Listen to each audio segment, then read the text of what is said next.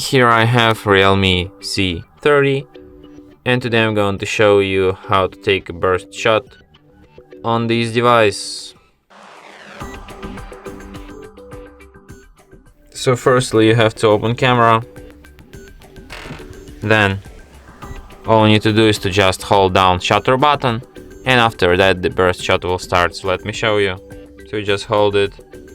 So as you can see right now I took like 20 shots, and here you can review them all and pick the one that fits you best and like delete other ones. So yeah,